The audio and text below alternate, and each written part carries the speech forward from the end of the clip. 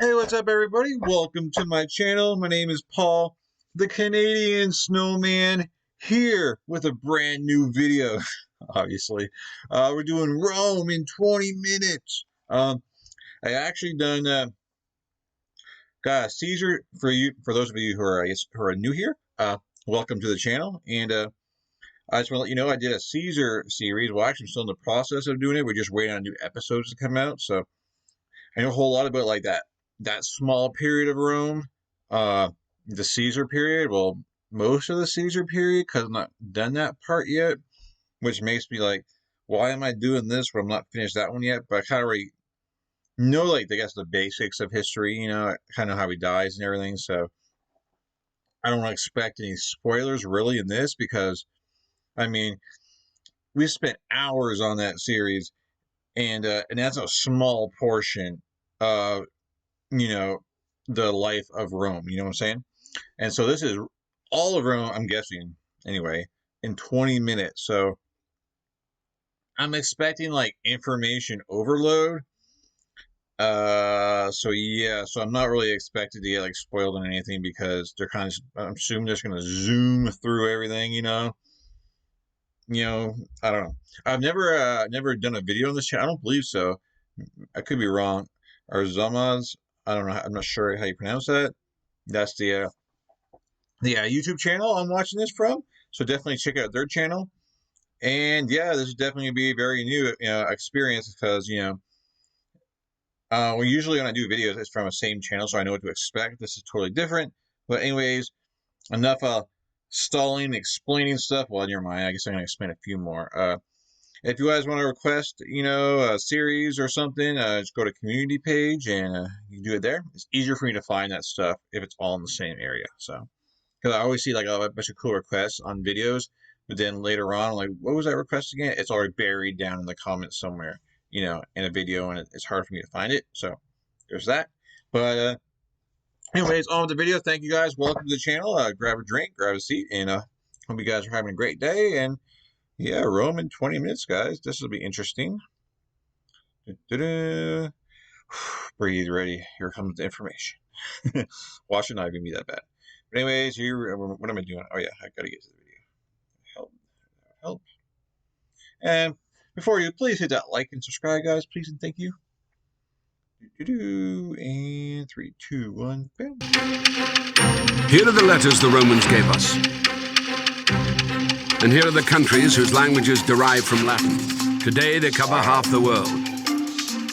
As for the ancient Romans, the boundaries of their state encompassed their entire civilization. The Roman peace, or Pax Romana, serves as the first example of globalization. Let's take a walk across 12 centuries of the Roman history. Wow. And yes, those numerals are also a Roman legacy. Roman numerals are from Rome. What is Rome? A city on 7 hills, capital of Italy. But that is today. And 2,000 years ago, there it is. Another 1,000 years ago, there. A tiny tribal settlement of the Latins by the river Tiber. How did this manage to conquer the world? First, it was lucky with its neighbors. To the north, the Etruscans of modern Tuscany, a mysterious people whose language has never been fully deciphered. To the south, Greek colonies. These peoples all traded with each other. It was at the crossroads of their trade routes that Rome appeared. From the very start, Rome has been an open city, a safe haven for outcasts, murderers, runaway slaves. Rome offered migrants a unique opportunity to become fully fledged citizens. This will make Rome the largest metropolitan city of the ancient world. The Romans themselves believed Hold on a second. the largest. Look at that, man. Was that the city back in the day? There's that track, like, I don't know if you guys have seen the movie Ben-Hur. It's like an old movie. It had like horse racing and stuff with chariots, which are really cool. And that looks just like the arena in the movie. And then you got the arena that I always forget the name of, what's it called? The gladiators and stuff fight. Man, I forget this every time I do a Roman video and every time that shows up. Angry at myself once again. I'm sure they'll bring it up here, right? Hope so. But yeah, that looks really cool, man. That would be really cool to walk down the streets back then, you know. The architecture, so cool. Anyways, on with the video. Metropolitan city of the ancient world.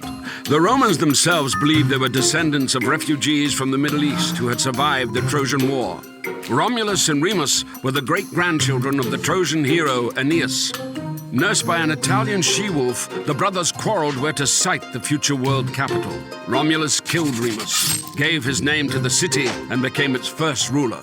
As legend has it, there were 7 kings, each of which enjoyed a lengthy reign and left some beneficial legacy. A calendar, a sewer system, or the Capitolium, a temple to the senior god Jupiter. Much of what the Romans later became famous for, aqueducts, bridges, perhaps even the gladiatorial games, were borrowed. I'm sorry, like, but if I hear something cool, I'm gonna pause it. But the aqueducts, yeah, I forgot about those. You know, basically a long train, not sewer, but like the aqueduct goes from like the city all the way to like the mountains, right? And it's on just enough of a slope where the water runs down into the city. You know, just like basically a big like tube. I don't know. You know, you guys know what I'm saying. But just think about that. That was like 2,000 years ago. And like talk about like, you know, innovation or we talk about like engineering or whatnot. Sorry, I can't figure out the word I want for that. But anyways, that's just the aqueducts are so cool, man. So cool. From the Etruscans. This people had invented the Latin alphabet by adapting the Greek letters for their own needs. It's not surprising that their last kings were Etruscan. Rome borrowed her military and government organization from them, while maintaining her stern, patriarchal simplicity. In 509, Rome was shaken by a sex scandal. The son of King Tarquin the Proud raped the chaste Lucretia. Tarquin was expelled, making him the last king of Rome. Republic. The Romans decided to prevent any such concentration of power ever again. From 509 onwards, they elected 2 consuls to serve a year apiece, instead of a monarch. The consuls were controlled by the Senate. This consisted of 300 fathers, patres in Latin, hence the term patricians. Those not so lucky to be born into the right families joined the plebs. Even if they were as rich as patricians, they were not entitled to take up positions in the state. It is in the 200-year struggle for these rights that the Republic, literally meaning public thing, will be formed. The plebeians would make up the backbone of the army, and to have their own way, they would threaten the fledgling state with emigration to a neighboring hill. Each time, the scared patricians caved in, introducing, for instance, the special position of a representative or tribune of the plebeians. These had the right to veto any decisions of the consuls. One of the main achievements of the struggle was the publication of the first written laws. By 287 BC, the plebeians had achieved complete equality of rights with the patricians. The unity of Rome found its best expression in the formula Senatus Populusque Romanus, the Senate and the Roman people, which still adorns the manhole covers in Rome.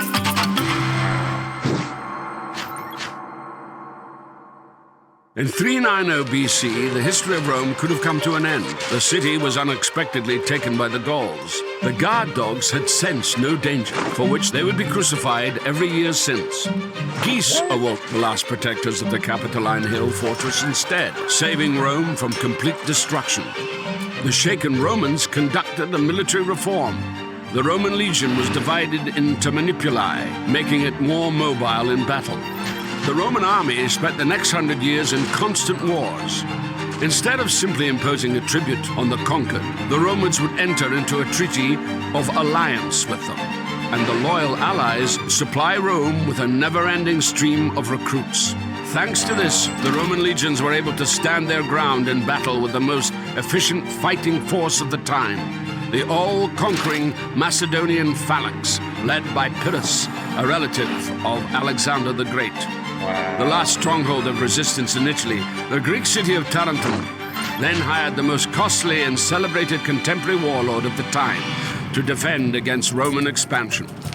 Having conquered Tarentum and reached Sicily, Rome now had to take on a much more dangerous adversary, Carthage, lord of the Mediterranean. The Romans called the Phoenicians of Carthage Punics, hence the Punic Wars. They were fought over the next 100 years. Yeah, Carthage. Like, I've heard that name so many times. I know, like, in like movies and stuff like that, and so that must have been huge back then, man. Because they like react like the reenactment of it, like from the movie Gladiator and stuff. I don't know. Just the name, Hence the Punic Wars. They were fought over the next 100 years. In 149, I'm definitely gonna end up doing a bunch of series on the Punic Wars, but I guess I'd prefer to do them in order. I might make a difference, but yeah, definitely. Maybe not right into now, but I'm definitely gonna get to that series because I've seen a couple of requests in the comments for that series, so definitely gotta get to that eventually. Anyways, back to the video. they were fought over the next 100 years. In 149 BC, Rome had taken the greater part of Punic territory and that of their allies, but after each defeat, the trading power of Carthage would rapidly recover. Senator Cato the Elder began to finish every speech with the same refrain: Carthage must be destroyed, and so it was done. The city was wiped out, all of its population was enslaved, allegedly plowing salt into the earth as an eternal curse. Wow. Also in 146 BC, the Romans wiped out another city, Corinth, making Greece and Macedonia Roman provinces. Rome appropriated the colossal riches of the disintegrating empire of Alexander, but the patriarchal simplicity of Rome succumbed to the sophisticated Greek culture. Greek became, in effect, a second state language. The Roman nobility busied itself learning new words, hexameter, history, rhetoric. Cicero, the most famed orator of Rome, would come to model his speeches on those of the Greek Demosthenes. However, across this immense territory, full rights were only afforded to the Romans themselves. Even other Italians, the majority of the military, had no citizenship rights. These would demand equality, declare war, and win the right to take part in managing the state. This was a total game changer. I'm kind of curious, back then, how do they know if you're like Roman or not? Can't you just like come from another country, kind of go live in Rome as long as you knew the language and just say you're Roman? Or was there some kind of way to prove it? That's interesting. To take part in managing the state. This was a total game changer. While ancient Greece remained a collection of squabbling city-states, Rome gradually extended citizenship rights to the conquered, laying down the basis for an empire. Okay.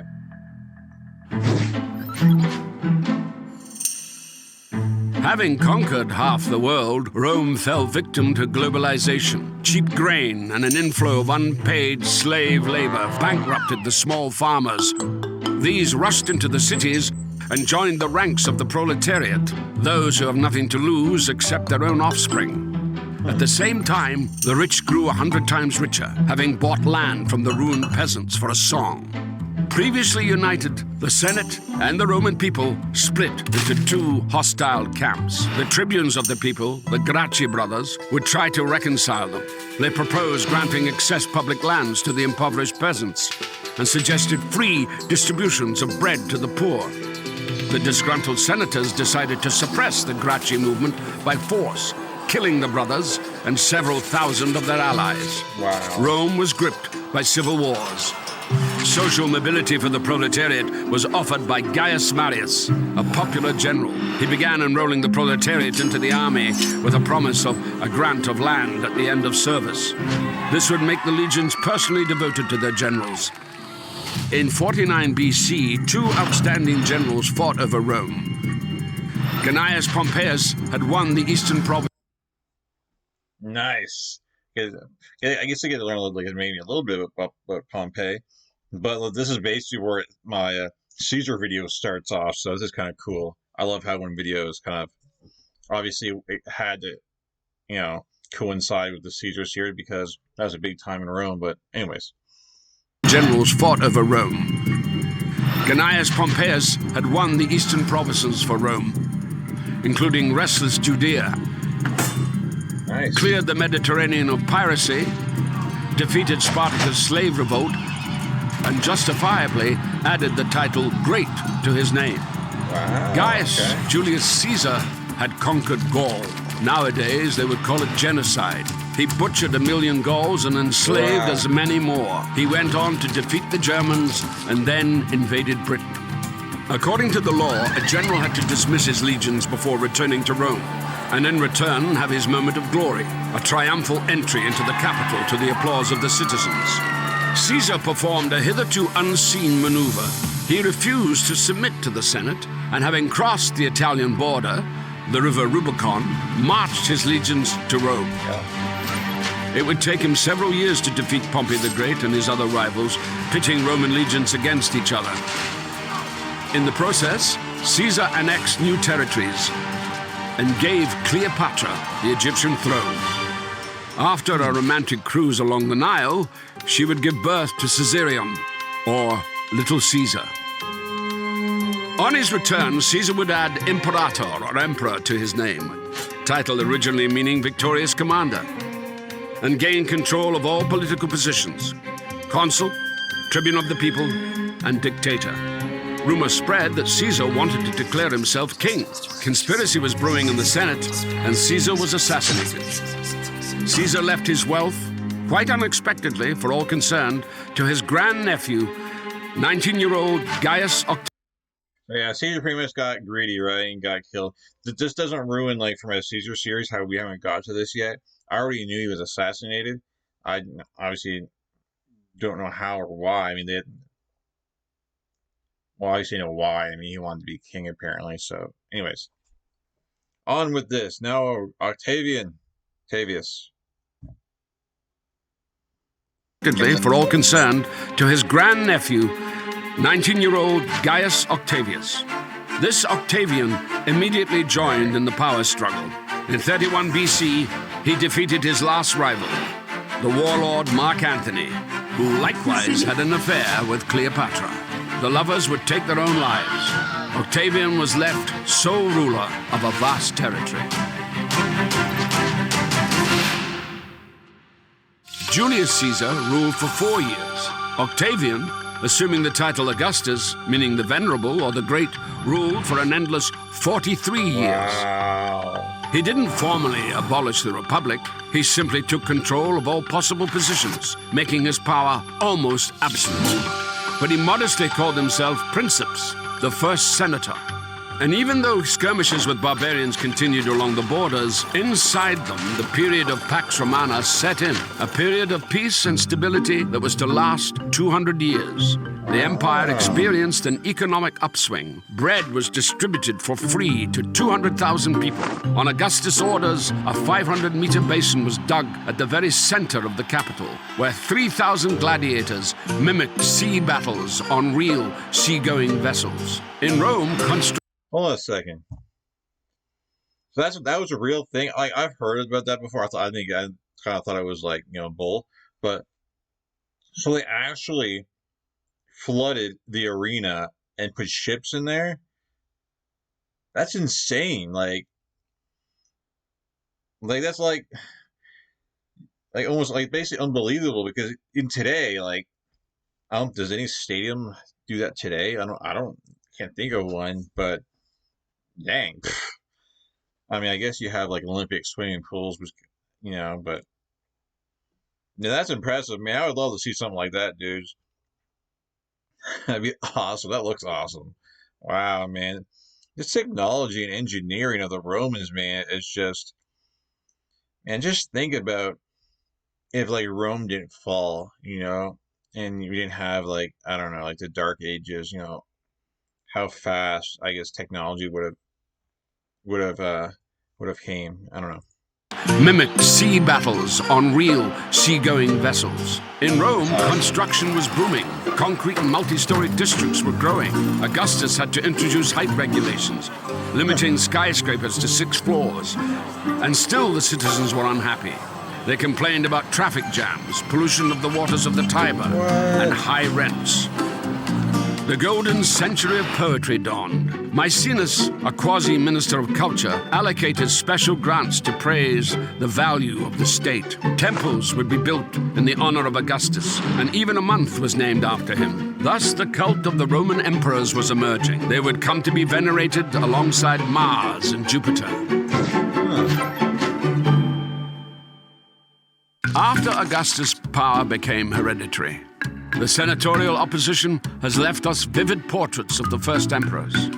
Suspicious Tiberius unleashed terror under the pretext of the law on treason. Under this law, any action could be deemed offensive.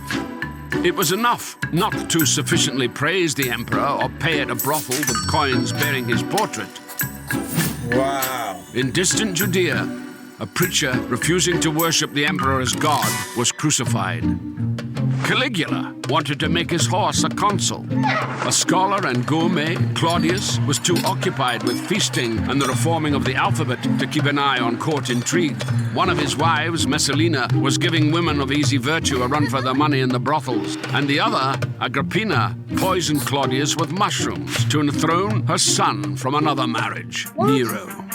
Nero, believing that he was a born actor, not an emperor, would later kill his own mother, and then allegedly the apostles Peter and Paul. Then he again, allegedly, set fire to Rome so as to read the verses on the fall of Troy during the blaze. He would accuse the first Christians of arson and initiated their persecution.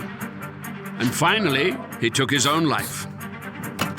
Most details of this era are known from Tacitus, a historian and senator who observed the degradation of republican institutions. Fate of the empire was now decided not so much by the Senate as by the Praetorian Guard. That makes sense now, because I always wonder, like, how do they know this stuff? Like, somebody's got to be keeping, like, track of what's going on, right? So it makes sense to be like a senator, man. Like, people that get the inside scoop, but they can also, like, basically sit back and watch, and take it all in. But wow, man, that was like a bunch of drama going on there, man. A whole bunch of different kind of series on their own right there. Oh my God. Crazy. Institutions. Fate of the empire was now decided not so much by the Senate as by the Praetorian Guards, the emperor's personal security force, created back in the times of Augustus. These suffocated Tiberius with a cushion, slayed Caligula by the sword, and hailed Claudius emperor. In all fairness, at the same time, the empire grew, expanding into new territories. Roman legions conquered part of Britain, where they founded a town called Londinium. Provinces were given a transparent taxation system, and the non-Roman nobility began to enter the Senate en masse. A grandchild of an Italian peasant, Vespasian Flavius would become the founder of the next dynasty. Vespasian and Titus, suppressing the uprising in Judea, committed genocide, again according to modern-day, not Roman standards, and reduced the Temple of Jerusalem to nothing but the Wailing Wall. On a lighter note, Vespasian had a jolly good Roman predisposition. He taxed the collectors of urine at the public toilets. And Titus, the destroyer of Jerusalem, would nevertheless obtain the title of Merciful. After a splendid triumph, he opened the Colosseum for the people. Titus would be called the love and consolation of humankind. And after such festivities had depleted the public treasury, Vesuvius destroyed Pompeii, plague devastated half Italy, and Titus became a god. Height of empire. The 2nd century would go down in history as the era of the good emperors. Trajan was considered by his contemporaries the best emperor ever. Rome became a million-strong city, and the empire reached its largest extent. Rome connected her new territories via a network of paved roads. This system still determines the transport map of Europe. After Trajan's conquest, Hadrian busied himself with defense, erecting massive fortifications in Britain and between the Rhine and the Danube. Okay, so that's why it's called. Isn't it like the wall in Britain, the Hadrian's Wall? I think that's the name of it. So it would make sense, he created the wall. Feel dumb for pointing out the obvious now. Himself with defense, erecting massive fortifications in Britain and between the Rhine and the Danube. Pantheon was built in Rome, the first temple to be topped by a massive dome, a real architectural sensation of the day, dedicated to all the gods. Hadrian would also... Yeah, I heard that's still around, right? Like, isn't that like aren't people like still in awe when they go in there? Like, isn't it like really beautiful inside there? I'm pretty sure that's still a thing today. Sensation of the day, dedicated to all the gods. Hadrian would also include his lover among them, the young Antinius. More of his images have survived than of any Roman. Wow. The last good emperor, the throned philosopher, Marcus Aurelius, would spend most of his reign on military expeditions. In between battles, he wrote his manifesto for Stoic philosophy, Meditations. Oh, God. It was under Marcus Aurelius' son, Commodus, that the Pax Romana, the Roman peace, came to an end. Okay, this is the part from the movie Gladiator. Marcus Aurelius, was a great emperor, and then his son, we all know how the movie plays out, so I'm not going to go over the movie, but we know his son was not the best. I'll just say that. It was under Marcus Aurelius' son, Commodus, that the Pax Romana, the Roman peace, came to an end. He preferred a gladiator's glory to the affairs of state. Conspirators had the emperor strangled by a fellow fighter, the slave Narcissus. Rome sank into chaos. The next 100 years brought a sequence of random emperors proclaimed by the army, taking their turn on the throne, were a liberated slave, a fortune seeker who bought the throne at an auction, general of Punic descent who would place statues of the former enemy, Hannibal all over the empire, a Syrian priest of the sun, and a former shepherd who owed his popularity to his powerful physique. What? In 212, Emperor Caracalla, half North African, half Syrian, granted Roman citizenship to nearly all free subjects of the empire. The idea that you could be a Roman in Judea, in Africa, or any other corner of the empire at all might well be the main legacy of Rome still in use today.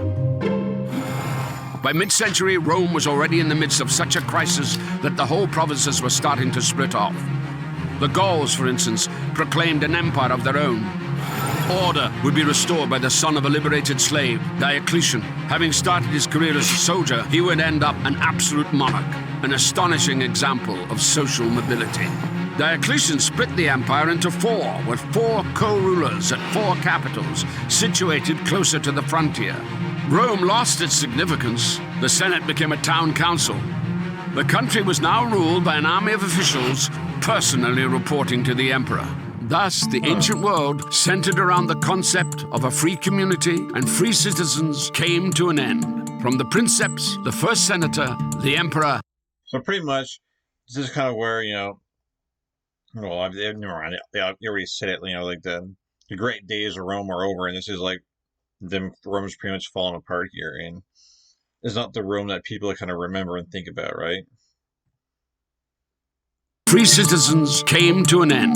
From the princeps, the first senator, the emperor had become the dominus, a title by which slaves addressed their masters. The citizen became a subject, the warrior turned into a soldier, and the farmer a semi-serf. Diocletian himself resigned from the post of emperor 20 years later and went off to his estate to grow cabbages. The end of empire. After Diocletian's departure, the co-rulers were fighting for power. Constantine, the future Saint Constantine the Great, emerging victorious. Before the crucial battle for Rome, he allegedly had a vision of a cross. After this, he made all religions equal. After 300 years of persecutions, the Christians came out of the catacombs and were now entitled to build churches alongside the temples of Augustus and Mars. Constantine would take the cross from Jerusalem to the new capital of the Roman Empire, Constantinople. Theodosius I would make Christianity the official religion and begin to destroy the ancient temples. He would also be the last emperor of a united Roman Empire. His sons split the empire into west and east. The eastern half would live another 1,000 years and is known to us as Byzantium. The western part would fall victim to the great migration of peoples. Rome, founded by migrants, would fall to the onslaught of a new wave of refugees. Ironically, the last ruler of Rome would be called Romulus. Romulus. In modern Rome, not far from the Colosseum and the ruins of the Forum, there is a tomb. Its occupant was neither emperor nor senator, but a simple baker called Julius.